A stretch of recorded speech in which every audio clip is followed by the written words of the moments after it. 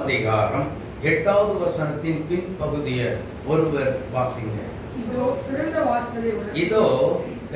வாசலை உனக்கு முன்பாக வைக்கிறேன், அதை ஒருவனும் பூட்ட மாட்டான். அதை ஒருவனும் என்ன செய்ய மாட்டான், பூட்ட மாட்டான். ஆமென். உனக்கு முன்பதாக திறந்த வாசல், ஆத்துமாக்களை ஆதாயம் செய்வதற்கு திறந்த வாசல், சுவிசேஷ ஊழியம் செய்வதற்கு திறந்த வாசல், இயேசுவை தேவனுடைய ராஜ்யத்தை கட்டி எழுப்புவதற்கு திறந்த வாசல் கர்த்தர் உங்களுக்கு முன்பதாக அல்லது இந்த திருச்சபைக்கு முன்பதாக வைத்திருக்கிறார். அல்லேலூயா, அல்லேலூயா, அல்லேலூயா. அல்லது உங்களுடைய குடும்பத்தில் இருக்கிற பிரச்சனைகள் எத்தனை காலம் போராடிட்டு இருந்திருப்பீங்க, அவைகளுக்கெல்லாம் ஒரு முடிவை உண்டாக்கும்படி உங்களுக்கு முன்பதாக திறந்த வாசலை கர்த்தர் வைத்திருக்கிறார். அல்லேலூயா. சத்துருவானவன் கடந்த மாதத்துல எத்தனையோ ஆசீர்வாதங்களை உங்களுக்கு தடை செய்து கதவை பூட்டி வைத்திருக்கலாம். ஆனால் இந்த மாதத்துல தேவனாகிய கர்த்தரோ அவர் சொல்லுகிறார், ஆசீர்வாதத்தின் கதவுகளை நான் திறக்கிறேன் என்று சொல்லி ஆவியானவர் சொல்லுகிறார். கரந்தட்டி இயேசுவை மகிமைப்படுத்துங்கள். அல்லேலூயா, அல்லேலூயா, அல்லேலூயா. எனக்கு அது பிரசங்கம் இல்லை, நான் அதை பிரசங்கமா நான் கொண்டு வர ஆண்டவர்கிட்ட கேட்டேன். வேண்டாம் மகனே, உபவாச கூட்டத்தில் பேசின செய்தியவே நீ எடுத்துக்கோ அப்படின்னார். அல்லேலூயா. ஆமா, வாசிப்போம். 1 கொரிந்தியர் 3ஆம் அதிகாரம்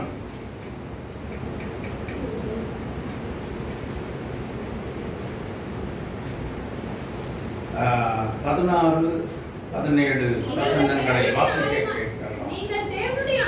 நீங்கள் தேவனுடைய ஆலயமாய் இருக்கிறீர்கள் என்றும் தேவனுடைய ஆவி உங்களில் வாசமாய் இருக்கிறார் என்றும் நீங்கள் அறியாதிருக்கிறீர்களா? அறியாதிருக்கிறீங்களான்னா தெரியாமலே இருக்கிறீங்களோ? ஒருவன் தேவனுடைய ஆலயத்தை கெடுத்தால் அவனை தேவன் கெடுப்பார். தேவனுடைய ஆலயம் பரிசுத்தமாய் இருக்கிறது, நீங்களே அந்த ஆலயம். ஹலோ, இங்க கவனிங்க, என்னைய பாருங்க, கவனிங்க, எல்லாருமே என்னைய பாருங்க. நீங்களே அந்த ஆலயம். அல்லேலூயா, அல்லேலூயா. நீங்க தான் அந்த ஆலயம் அப்படின்னா நாங்க இல்லையோ? நம்ம எல்லாரும் நம்ம எல்லாருமே அந்த ஆலயம்.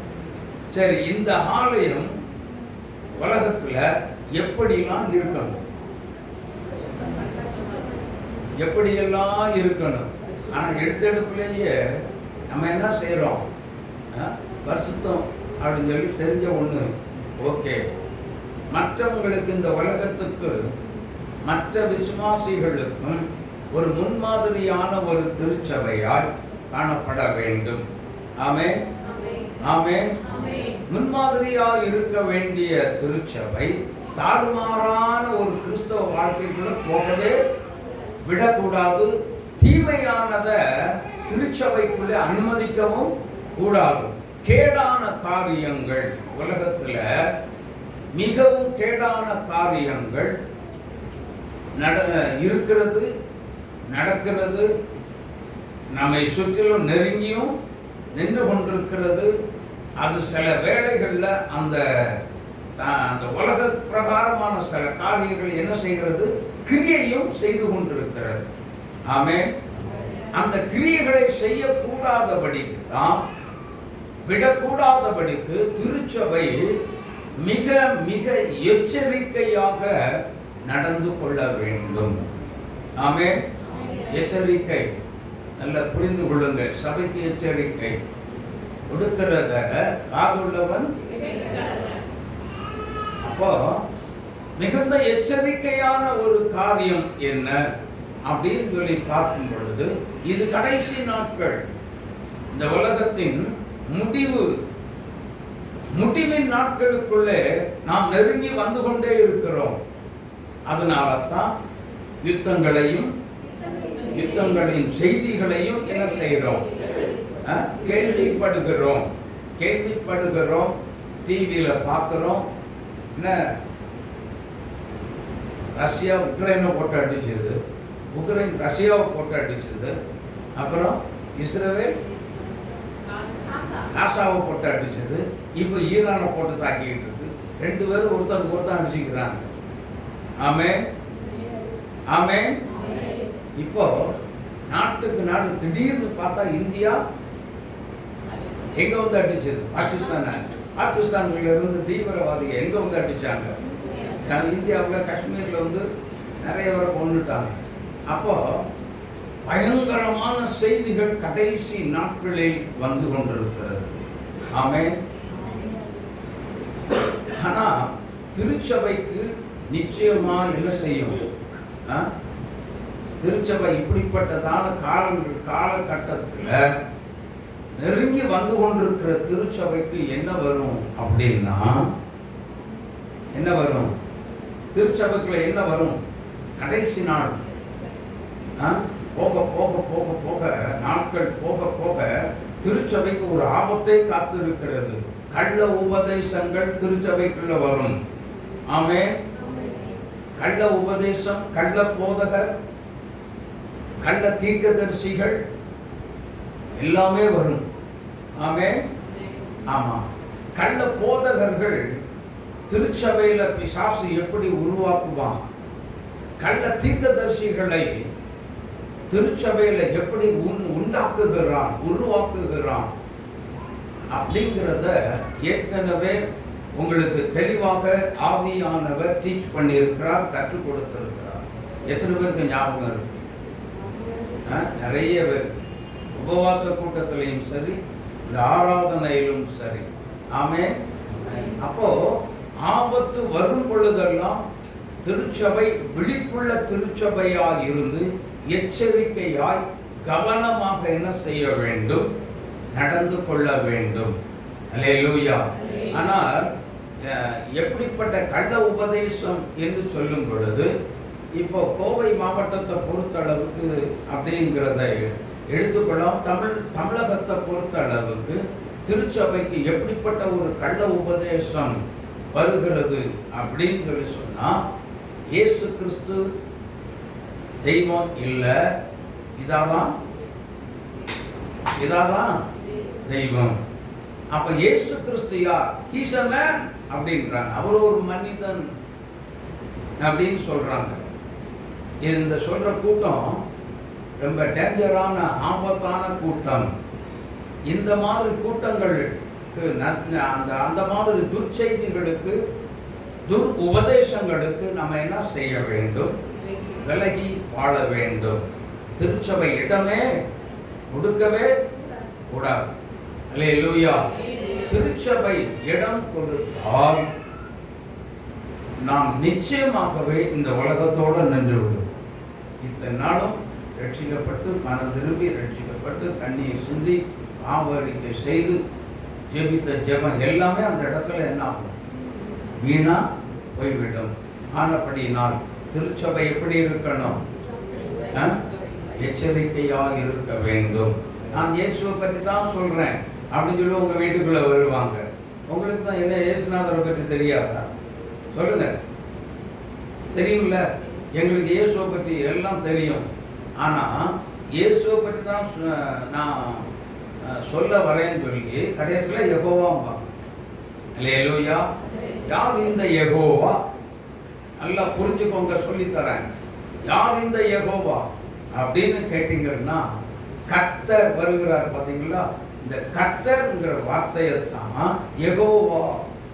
ஆமென். கர்த்தர் தான் யெகோவா. ஆமென்.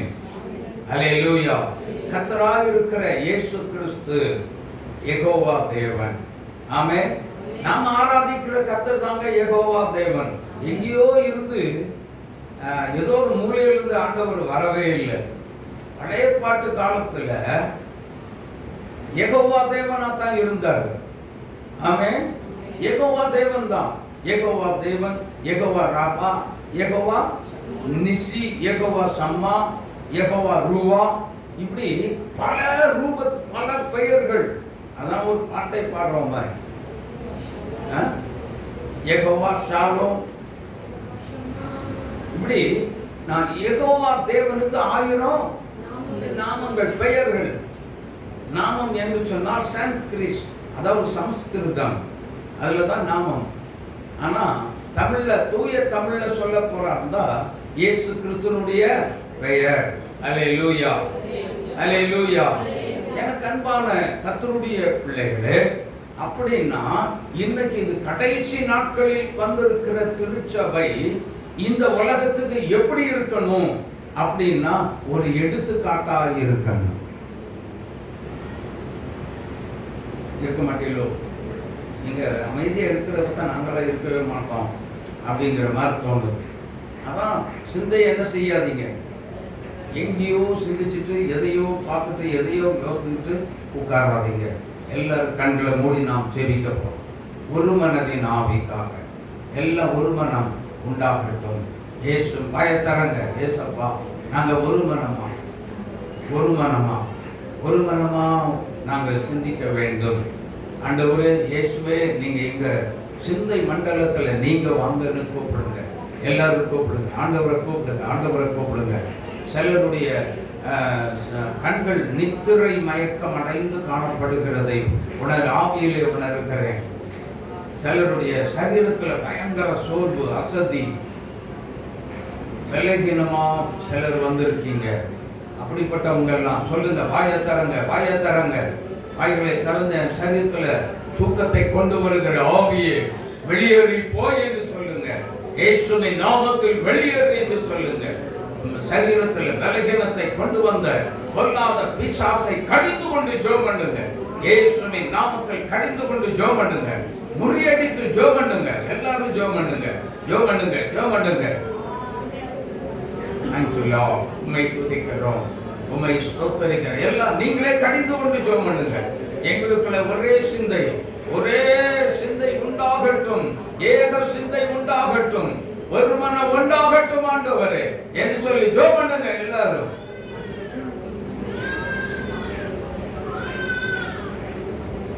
இயேசுவே, மகா பரிசுத்தமுள்ள தேவனே, திருச்சபை ஒரு மனம் அடைந்து ஒரு ஏக சிந்தையா இயேசு கிறிஸ்துவுக்குள் கிறிஸ்துவின் சிந்தை திருச்சபைக்கு வந்து சேரும்படியாக ஜெபிக்கிறோம். ஒரு மனமாய் தேவ செய்தி வார்த்தைகளை கவனிக்க கேட்க நீர் உதவி செய்யும்படியாக ஜெபிக்கிறோம். ஆண்டவரே, நீங்க மகிமைப்படும்படியாக ஜெபிக்கிறோம். ஆளுகை செய்ய வழி நடத்தும்படியாக ஜெபிக்கிறோம். பேசுங்க. நீங்க தேவ வார்த்தை ரகசியம், ஆழம், அரைகுரல், புதைகுரல் எல்லாவற்றையும் நீர் வெளிப்படுத்தி பேசுங்க. கிரியைகளை நடப்பிக்க வேண்டுமாய் நாங்கள் ஜெபிக்கிறோம். ஆவியாருடைய திருக்கரத்தில் ஒப்பு கொடுத்து ஜெபிக்கிறோம். மகிமைப்படுவீரா இயேசுவின் நாமத்தில் பிதாவே. ஆமென், ஆமென், ஹல்லேலூயா, ஹல்லேலூயா. ஒரு மனமா வந்துட்டீங்களா? கலந்தடி இயேசுவாவை மகிமைப்படுத்துங்க. எல்லாம் சொல்லுங்க. இவங்க உங்களுக்கு முன்னாடி திறந்த வாசல இந்த மாசத்துல வச்சிருக்காங்க சொல்லி கை குளிக்கு இந்த வார்த்தை சொல்லி வாழ்த்துங்க எல்லாத்தையும். ஊழியத்தில் கர்த்தர் திறந்த வாசலை வைத்து விட்டார். ஆமென், ஹல்லேலூயா. அதை எவனாலும் இனி தடுக்க முடியாது. எந்த சக்தி இருந்தாலும் முடியாது. அதை தடுக்கணும்னா கர்த்தர் ஒருவர் தான் வரணும். ஆமென், ஆமென், ஹல்லேலூயா. சரி, அப்போ அது தடுக்க முடியாமல் ஒரு திருச்சபையில இருக்க வேண்டுமே. ஆனால் ஒரு திருச்சபை எப்படி இருக்கணும் அப்படின்னா, முதலாவது ஜெபிக்கிற திருச்சபையா இருக்கணும். ஆமென். ஜெபிக்கிற திருச்சபை தான் கர்த்தரோடு உறவாட முடியும். ஆமென். உறவு கொள்ளணும்னா நல்லா புரிஞ்சுக்கோங்க. நான் அடிக்கடி செய்தியில அதிகமா சொல்ற ஒரு வார்த்தை என்னன்னா, ஜெபம் இல்லாம மனம் திரும்புதல், ரட்சிப்பு இல்லை. அப்படிதானா? சரி. அப்ப ஜெபம் இல்லாம பரிசுத்தம் உள்ள ஒரு வாழ்க்கை இல்லை. ஜெபம் இல்லாம வேத அறிவு வரவே வராது. ஜெபம் இல்லாம பரிசுத்தம் உள்ள ஒரு வாழ்க்கையும் ஒருபோதும் வாழவே முடியாது. அப்போ ஜெபம் இல்லாம நம்முடைய வாழ்க்கையில விசுவாசமும் வராது. அல்லேலூயா. அப்போ அந்த விசுவாசம் இல்லாம ஜெபம் பண்ண போனா அந்த ஜெபம் தேவனுக்கு முன்பதாக அருவருப்பு. ஆமென், ஆமென். அந்த ஜெபம் கேட்கப்பட மாட்டாத ஒரு ஜெபம். அப்போ விசுவாசமா இருக்கணும்னாலும் நமக்கு ஜெபம் தேவை. அல்லேலூயா. அப்போ நித்திய ஜீவனை பெற்றுக்கொள்ள வேண்டுமானால் ஜெபம் அவசியமாய் தேவை. இயேசுவோடு ஒவ்வொரு நாளும் பேசணும்னா ஜெபத்தின் வாயிலாகத்தான் பேச முடியும். ஆமென். இயேசுவோடு உள்ள ஒரு உறவு ரொம்ப நெருக்கமாக இருக்கணும் அப்படின்னு சொல்லி சொன்னா அந்த உறவை வளர்த்துக்கிறதுக்கு வேத வாசிப்பும் ஜெபமும் அதிகமா வேணும். அல்லேலூயா, அல்லேலூயா.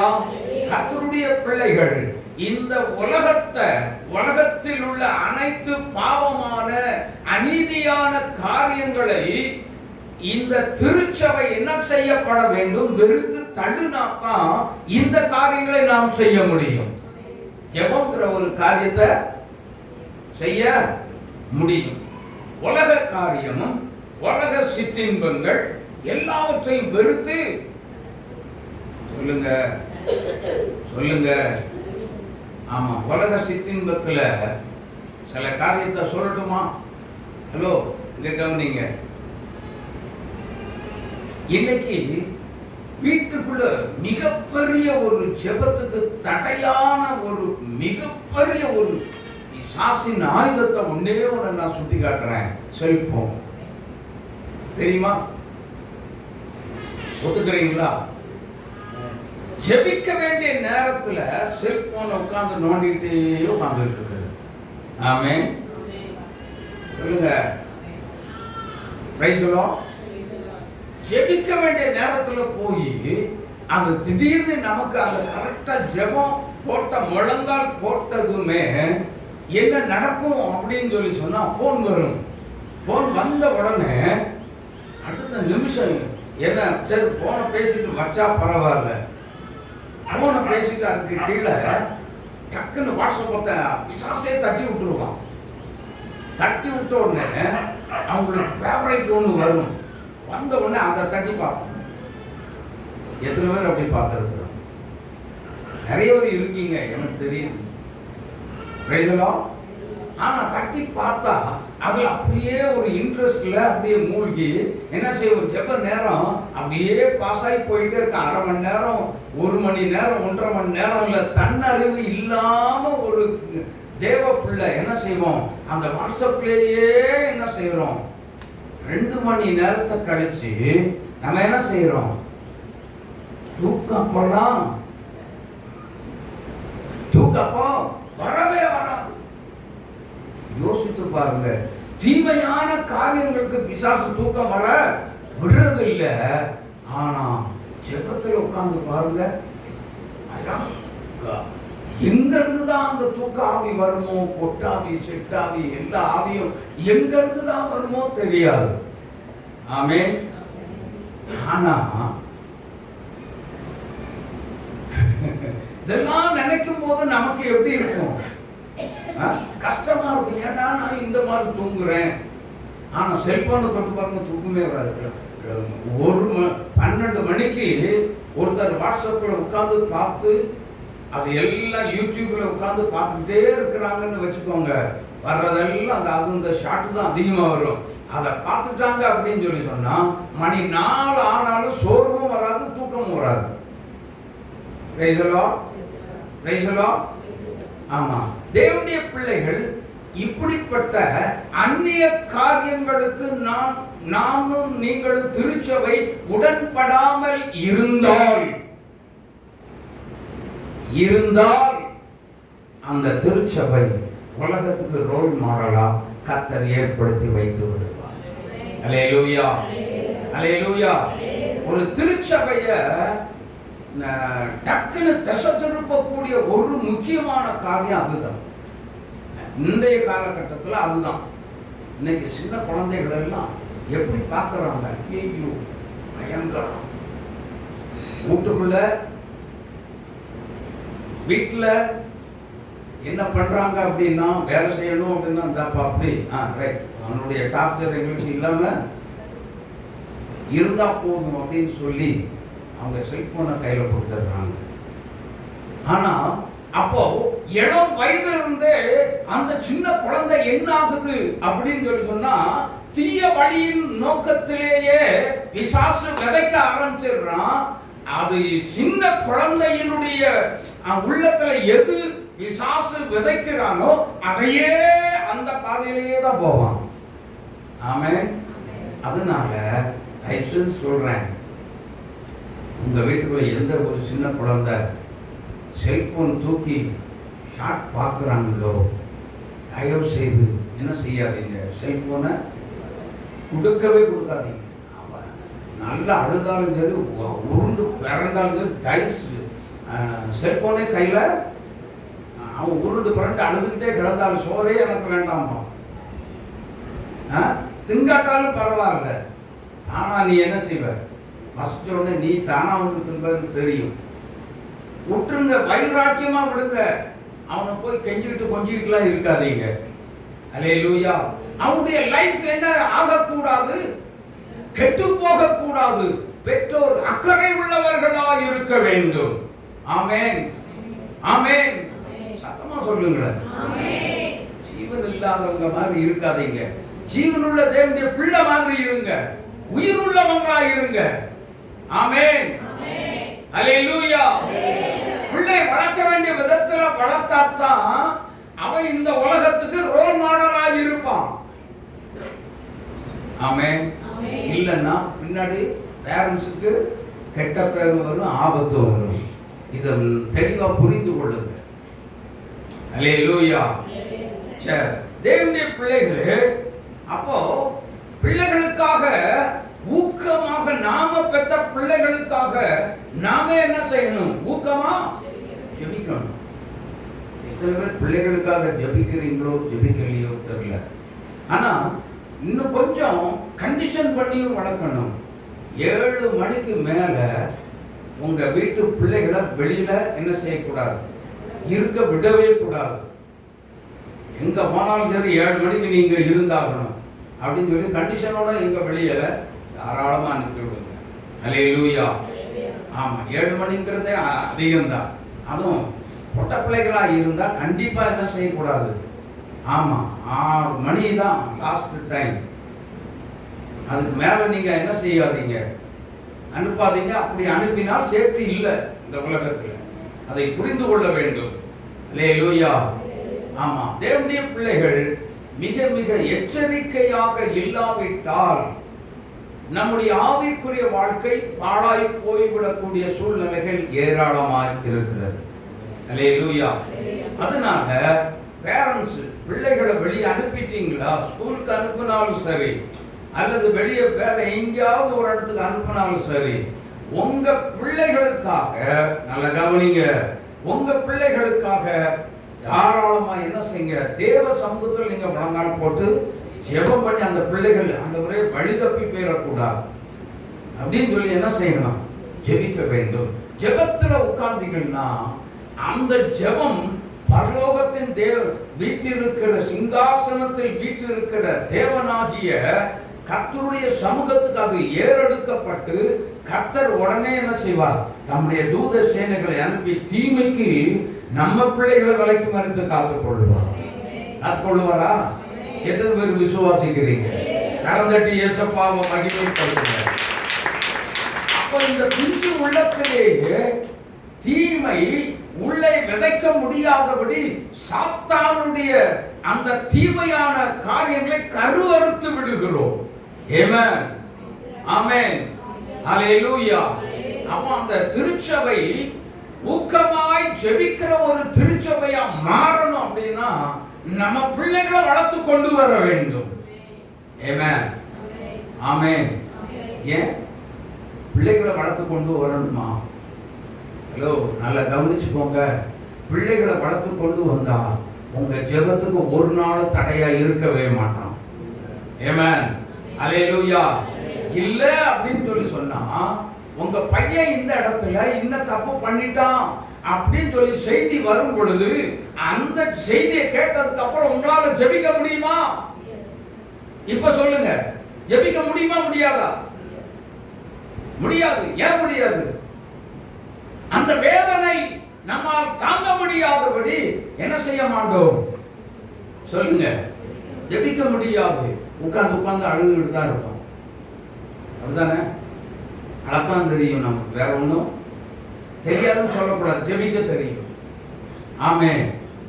ஹலோ, ஜெபிக்க தெரியுமா தெரியாதா? என்னையா இப்படியே உட்கார்ந்துகிட்டு இருக்கீங்க? எல்லாம் வாயை தருங்க. என்ன ஜெபிக்க தெரியுமா தெரியாதா? இந்த நிமிஷத்துல ஜெபிக்க ஆரம்பிங்க உங்க பிள்ளைகளுக்காக. அப்படிங்க ஜெபிக்கிறதா நல்ல கிறிஸ்தவங்களே இல்ல. உங்க பிள்ளை நீங்க மட்டும் ஆவிக்குரிய வாழ்க்கை வாழ்ந்தால் போதாது. நம்ம பிள்ளைகள் நம்மை தொடர்ந்து கர்த்தருக்குள் வந்து தேவனோடு உறவாடுகிற பிள்ளைகளாய் வாழ வேண்டும். அதை உருவாக்குகிறது நீங்க தான். நானும் நீ பெற்றோராய் இருக்கக்கூடிய நானும் நீங்களும் தான். வேற யாராலும் முடியாது. கவனம் செலுத்த வேண்டும். இல்லாவிட்டால் உலகம் தாம் பக்கம் இழுத்துக்கொண்டு ஓடி போய் விடுவான்.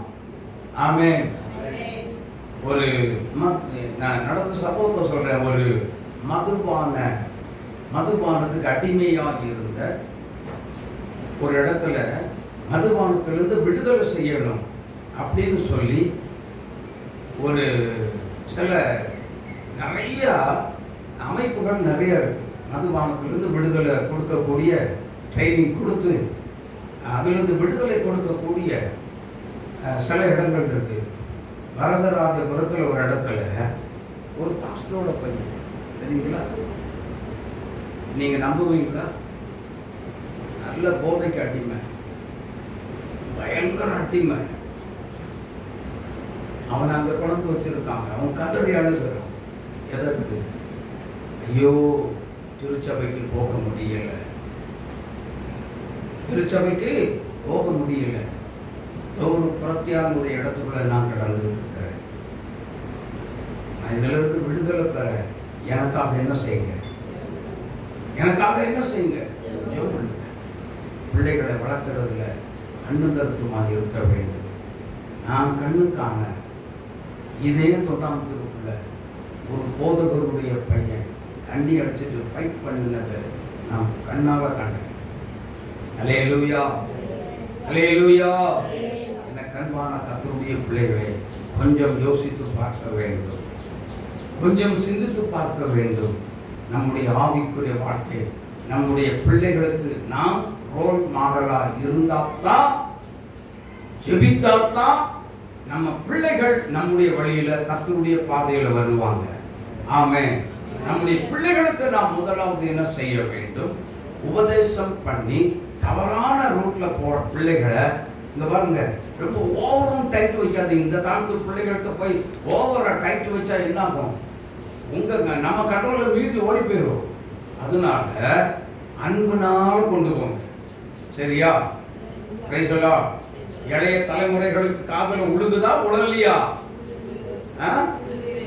கவனம். கண்ணை மூடிட்டே உட்கார்ந்துட்டு இருக்கீங்க. Praise the Lord. ரொம்ப கவனம், எச்சரிக்கையாக இருந்து கொள்ளுங்க. அல்லேலூயா. ஆமா. அப்போ அடுத்தது என்னன்னா, நாம் எந்த காரியம் ஒரு சின்ன காரியமாக இருந்தாலும் அவங்களுக்காக நம்ம ஜெபிக்கிறோம், ஓகே. ஆனா நம்ம வீட்டுக்குள்ள நாம் என்ன செய்ய வேண்டும் அப்படின்னு சொல்லி சொன்னா, அவ்வப்போது என்ன செய்யணும்? வேதத்தை வாசித்து ஜெபிக்கிறத நம்முடைய பிள்ளைகள், நம்முடைய இப்போ பாருங்க, என்னுடைய பேர குழந்தைகள் எல்லாம் என்ன செய்யணும்? பார்க்கணும். அல்லேலூயா, அல்லேலூயா. முதல்ல நான் ஜெபிக்கும் பொழுது, நல்லா எங்க வீட்டில் நடந்ததெல்லாம் சொல்றேன். நான் ஜெபிக்கும் பொழுது எங்க சைமன் ஓடி வருவோம், பக்கத்தில் உட்காந்து நல்லா முழங்கால் போட்டே ஜோம் பண்ணுவான். அப்புறம் ஜான்சன், அவன் ஜோம்ன்றது பார்த்தா ஜான்சன் ஓடி வருவான். அவன் வந்து பக்கத்துல ரெண்டு சைடும் என் பேர குழந்தைகள் வந்து ஜோம் பண்ணுவாங்க. அப்ப நம்ம ஜெபிக்கிறத பார்த்து தான் அந்த பிள்ளைகளுக்கு கர்த்தர் அதுவும் அதனுடைய ஒரு ஆசையை உருவாக்க வேண்டும்.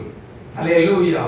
அப்பதான் திருச்சபை இந்த உலகத்துக்கு ரோல் மாடலா வாழ முடியும். இல்லாவிட்டால் இல்லை. ஆமென். செத்து போச்சு இல்ல, ஜீவன் இல்லாம போச்சு இல்ல, இங்க இருக்கு ஒண்ணுமே இல்லை. ஆமென். ஆமா, உருப்படியா இருக்கணும், கண்ணை மூடிடாதீங்க. அல்லேலூயா. அப்போ ஜெபம் எப்படி ஜெபிக்கிறோம் அப்படிங்கிறதுல நம்முடைய பிள்ளைகளுக்கு ரோல் மாடலாகவே இருக்க வேண்டும். அல்லேலூயா. ஆமா, இதுக்கு முன்னாடி உள்ள இப்ப இந்த ரெண்டு பேர பிள்ளைகளும் சரி, ஆனா என்னுடைய மனோவா என்ன செய்வானா, எப்போ முழங்கால் போடாம பக்கத்துல வந்து உட்காந்துக்குவான், பக்கத்துல வந்து ஜெபிக்க வந்துருவோம். அல்லேலூயா. அப்படி இருந்த பையன். அப்ப நீங்க உடனே சொல்லுங்க, நீங்க எல்லாம் பாஸ்டர் குடும்பம், அதனால உங்க பிள்ளைகள் எல்லாம் நீங்க எப்ப பார்த்தாலும் என்ன செய்வீங்க, ஜோம் பண்ணிட்டு இருப்பீங்க, அதனால உங்க பிள்ளைகள் எல்லாம் ஜோம்னா வர்றாங்க. அப்படியா? கிடையாது, கிடையாது. உங்க வீட்டுக்குள்ள நீங்க நடந்து கொள்ளுகிற விதம், ஆமென், அதுதான் உங்க பிள்ளைகளுக்கு ரோல் மாடல். ஆமென். அப்போ இன்னும் நிறைய காரியங்கள் அந்த பிள்ளைகளை வளர்க்க வேண்டிய விதங்களை குறித்து ஒரு நாள் உங்களுக்கு ஒரு லெசன் எடுக்கலாம்.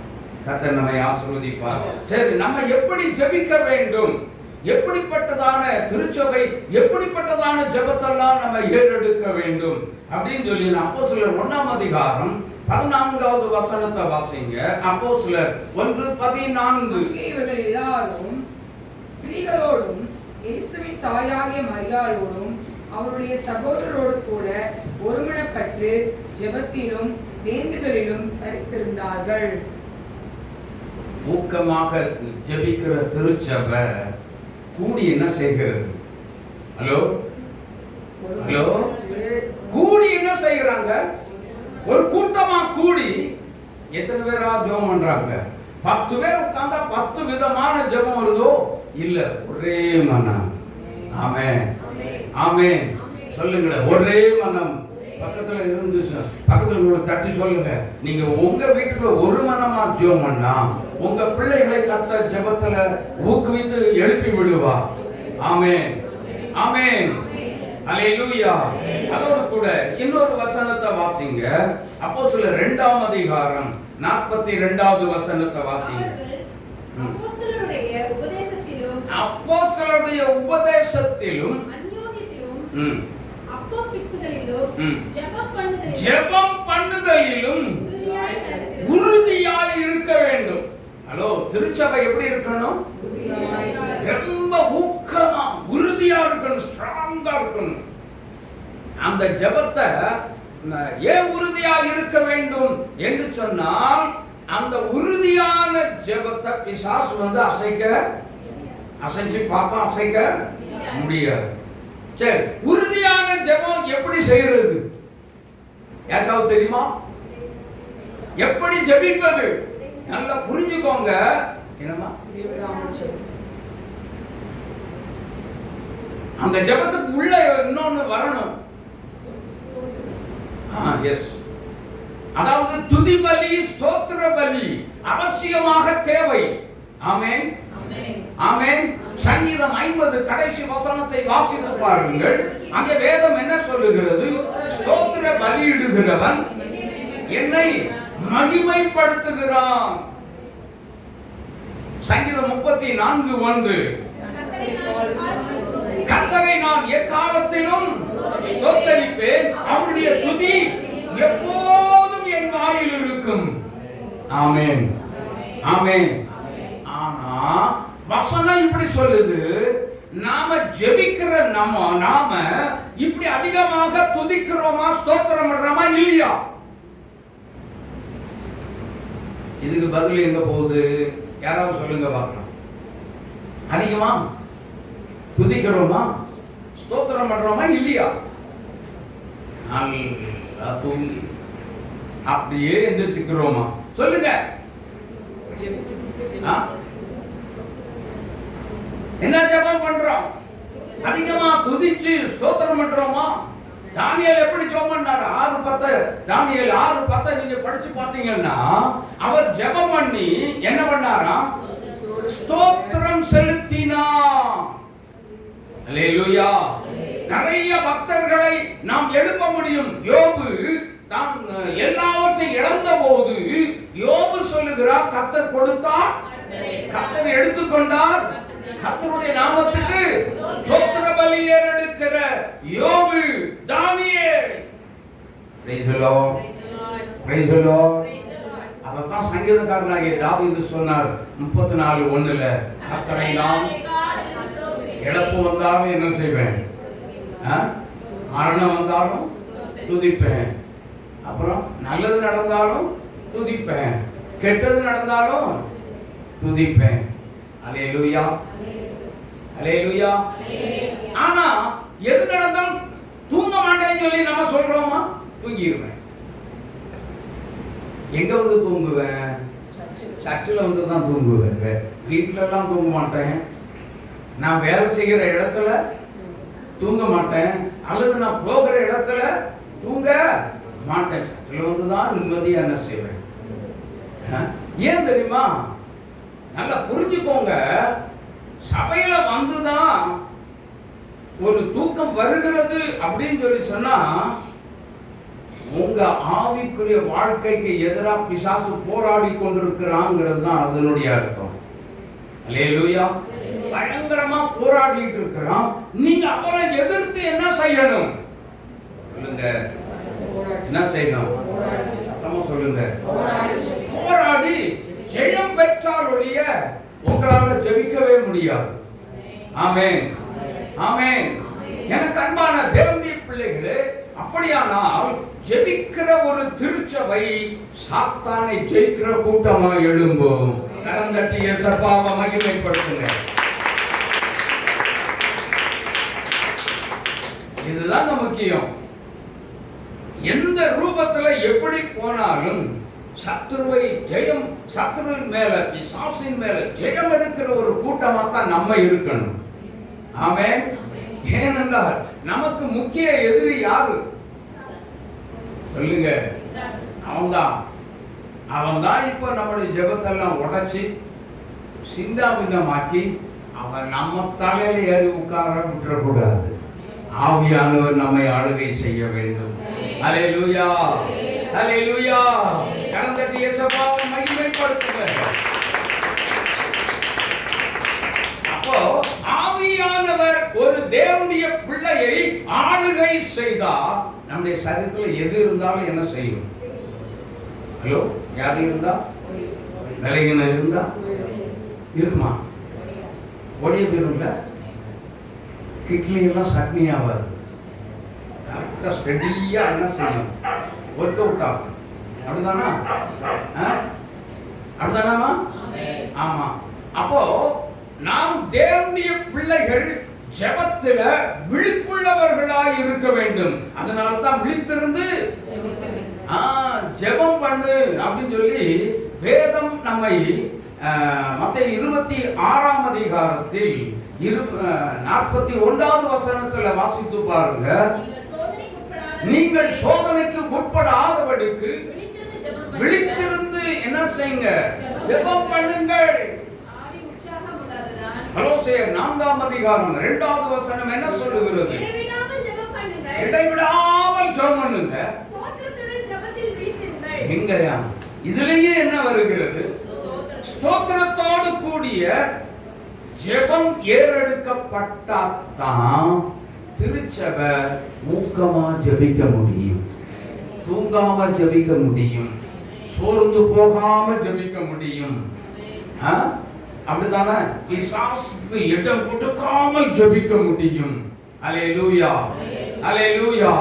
சத்துருடைய சேனைகளை ஜெயம் பண்ணுகிற ஒரு ஜெயத்தை, வெற்றி கொண்டு வரக்கூடிய ஜெபத்தை நாம் செய்து சத்துருவின் மேலே ஜெயம் எடுக்க முடியும். அல்லேலூயா.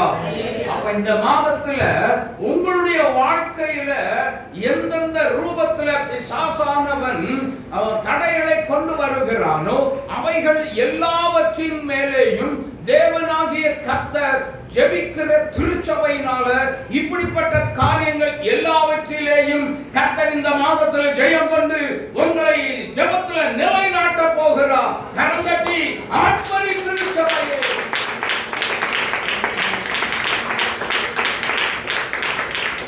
இந்த மாதத்தில் அப்படிப்பட்ட ஒரு ஜெபஹாவின் அபிஷேகத்தை இந்த மாதத்தில் தொடக்கத்திலே நீங்கள் பெற்றுக்கொள்ள போகிறீங்க. ஆமென், ஹalleluya.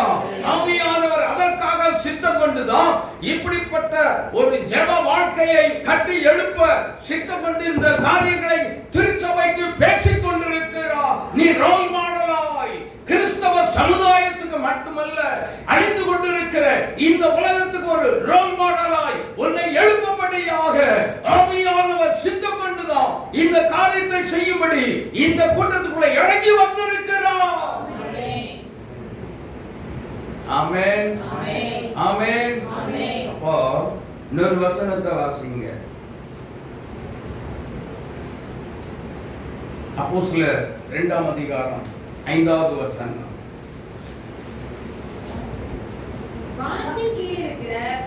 வானத்தின் கீழ் இருக்கிற சகல தேசத்தாரிலும் இருந்து வந்த தேவ பக்தியுள்ள யூதர்கள் அப்பொழுது எருசலேமிலே வாசம் பண்ணினார்கள். ஆமென், அல்லேலூயா. எப்படி வாசம் பண்ணாங்க?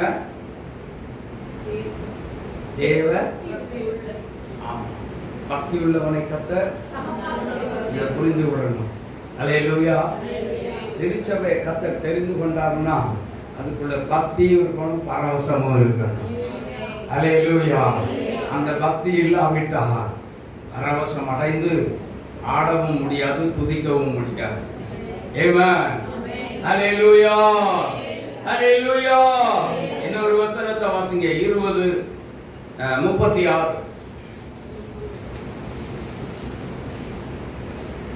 இவைகளை சொன்ன பின்பு அவன் முழங்கால் படியிட்டு அவர் எல்லோரும் கூட ஜெபம் பண்ணினார். ஆமென், அல்லேலூயா, அல்லேலூயா. யார் அது? ஆமென், ஆமென், அல்லேலூயா. அப்ப எல்லாமே என்ன பண்ணணும்?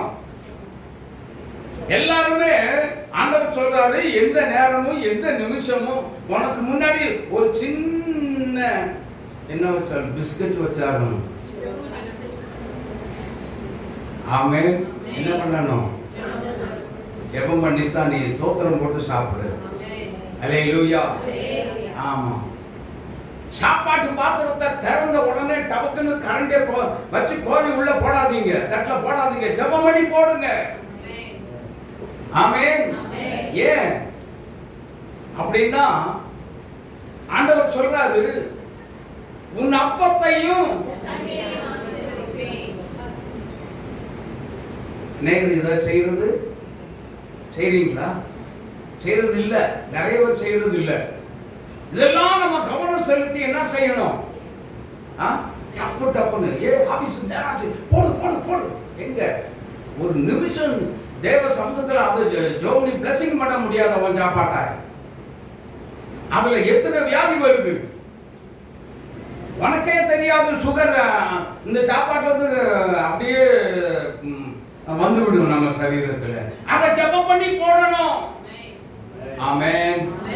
அது மட்டும் இல்ல, போட்டு வச்ச தட்டத்துல எனக்கு முன்னாடி வந்துச்சுன்னா நான் இயேசுவின் நாமத்தினால ஆண்டவரே இந்த ஆகாரம் ஆசீர்வதிக்கப்பட கடவுது அப்படின்னு கூடவே ஒன்று சொல்லுவேன். என்ன தெரியுமா?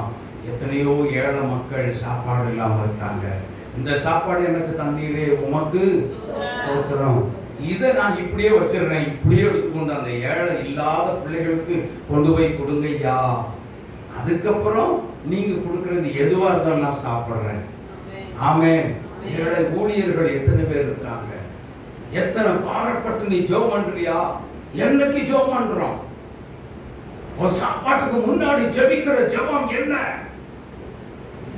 அத கூட நம்ம செய்யலன்னா நம்ம பிள்ளை பின்னாடி வருவானா வரமாட்டானா? யோசித்து பாருங்க. தேவன் எப்படி நம்முடைய அப்பத்தை ஆசீர்வதிக்க முடியும்? கொஞ்சம் சிந்திச்சு பாருங்க. அநேகர் இந்த வார்த்தைக்கு கர்த்தர் சொல்றாரு, சொல்றத பேசுறத பார்க்குறேன். அல்லேலூயா, அல்லேலூயா. ஆமா, அதுல சாப்பாட்டு கோரி வைக்கிறதுல பெண்கள் ரொம்ப முக்கியம். உங்களுக்கு தான் அது ரொம்ப முக்கிய பங்குண்டு. ஜெபம் பண்ணி என்ன செய்யுங்க, சாப்பாட்டை கோரி வைங்க. நீங்கள் ஜெபிக்கிற நீங்களும் ஆசீர்வதிக்கப்படுவீங்க. சாப்பிட்ற மற்ற பிள்ளைகளும் உங்கள் வீட்டார் அனைவரும் ஆசீர்வதிக்கப்படுவாங்க. வியாதி வர விடவும் மாட்டார். ஆமென். ஏனென்றால் அப்பத்தையும் தண்ணீரை ஆசீர்வதித்து தருகிற தெய்வம் நமக்குள்ளதாக இருக்கிறார், நம்மோடு கூட இருக்கிறார். நாம் ஜெபிக்கிறத பார்த்துக்கிட்டே இருக்கிறார். தீமையை விலக்கி காத்து கொள்வார். ஆமென், அல்லேலூயா. அப்போ எதை முன்னாடி வச்சாலும் சரி, ஆண்டவரே ஒரு இடத்துல சொல்றாரு பாருங்க, விக்கிரகத்திலே படைச்சதாக இருந்தாலும் நீ அதை என்ன செய், உனக்கு நீ அது தெரியல, தோத்திரம் பண்ணி என்ன செய். நீ ஓம்பாட்டுக்கு அள்ளி உள்ள போட்டியன்னா அது உனக்கு பயங்கர பிரச்சனையை உண்டாகிடும். உண்மைதானா? இதுக்குத்தான் ஜெபம் பண்ணி சாப்பிடு. அல்லேலூயா, அல்லேலூயா. அது உனக்கு ஜெபம் பண்ணியாச்சுனாலே தீட்டு இல்லை. ஹல்லேலூயா.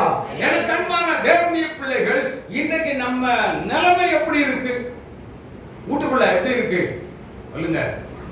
அப்படி செய்யறோமா இல்லையா? செய்யறோமா இல்லையா? ஒரே ஒருத்தர் செய்கிறோம். ஆமென். மத்தவங்க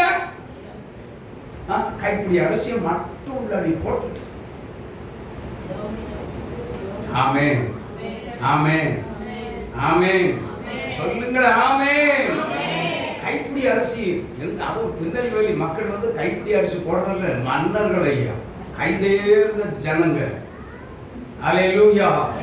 ஆனா சாப்பாட்டை ஓபன் பண்ணி என்ன செய்ய மாட்டாங்க. கண்டிப்பா ஜெபம் பண்றதை நான் பார்த்தது இல்லை. ஜெபம் பண்ணிருக்கீங்களா? இருக்காங்க பார்த்தீங்களா? எஸ். அல்லேலூயா, அல்லேலூயா. அவசர அவசரமா கோரி உள்ள ஊத்தாதீங்க, தட்டுல போடாதீங்க. நின்று ஜெபம் பண்ணிட்டு போடுங்க. ஒன்னும் வயிறு ஒண்ணு கெட்டு குட்டிச்சவர் ஆகாது. ஆமென். தேவ பிள்ளைகளே, அப்ப திருச்சபை எப்படி எல்லாம் மாடலா இருக்க வேண்டி இருக்கு பாத்தீங்களா? இந்த விஷயங்கள்ல நம்ம எல்லாத்துக்குமே முன்மாதிரியா இருந்தா அநேக ஜெபிக்கிற பிள்ளைகளா மாற ஆரம்பிச்சிருவாங்க. அல்லேலூயா. எல்லா கிறிஸ்தவங்க நிறைய மோஸ்ட்லி எல்லாமே ஜெபிக்கிற கிறிஸ்தவங்களா மாற ஆரம்பிச்சிருவாங்க. அந்த ஆரம்பத்தை இந்த கூட்டத்துக்குள்ள இருந்துதான் கர்த்தர் எல்லாத்துக்கும் மாடல், ரோல் மாடலா கொண்டு போக வேண்டும். உங்களை கொண்டுதான் கர்த்தர் செய்ய வேண்டும். அல்லேலூயா. கரந்தட்டி உங்களை தான் கர்த்தர் எடுக்கிறார், பயன்படுத்துகிறார். நீங்கள் அவன் ஆதாரம். ஆமென். எனக்கு அன்பான தேவனுடைய பிள்ளைகளே, அப்படியானால் ஊக்கமா என்ன செய்யணும்? சரி, ஊக்கத்தோடே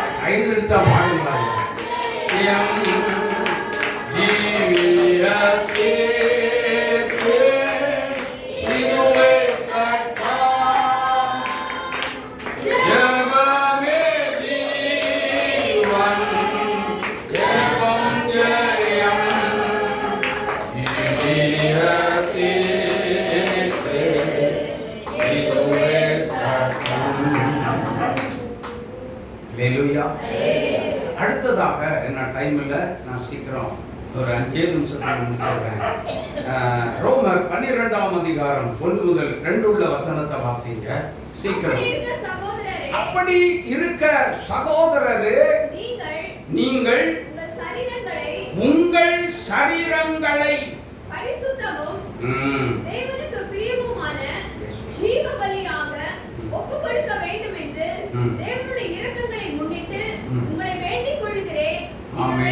நீங்கள் செய்யத்தக்க புத்தியுள்ள ஆராதனை. நீங்கள் இந்த பிரபஞ்சத்திற்கு ஒத்த வேஷம் தெரியாமல் போடவே கூடாது. தெரியாமல் தேவனுடைய நன்மையையும் பிரியமும் பரிபூரணமும் உள்ள